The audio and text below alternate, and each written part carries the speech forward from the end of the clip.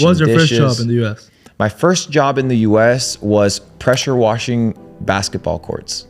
Wow. That was my first job in America, bro. And then cleaning toilets was my second job. Cleaning toilets. Yeah. You've cleaned toilets. Clean toilets. And there, it was called code brown or code black when a toilet got clogged.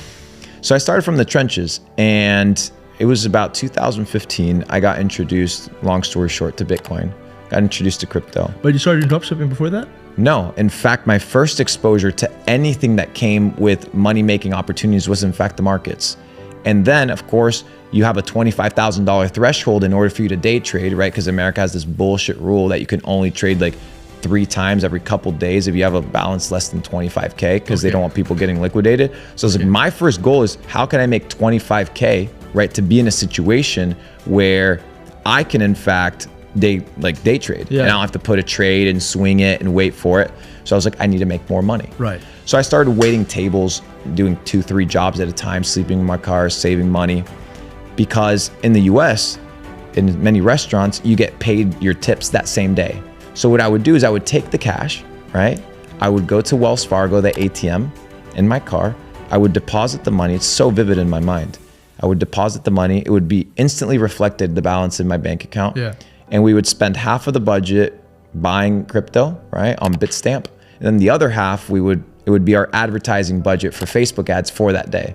So we were on a day-to-day basis. You were selling something on Facebook? Correct. So we started drop shipping probably about 6 to 7 months after I got exposed to the markets. We did extremely well 2019, 2020, made a couple $1 million, and then rolled over my entire net worth, every single penny of my net worth into crypto in 2020.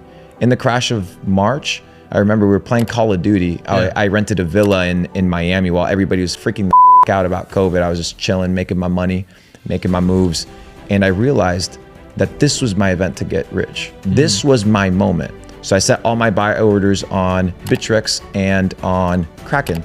And I was buying order blocks of Ethereum, $10,000 every order block at like $90 a piece. Yeah. And then we were buying Cardano at half a penny. Wow. And my biggest play, of course, was, which is what I'm most famous for, is PancakeSwap.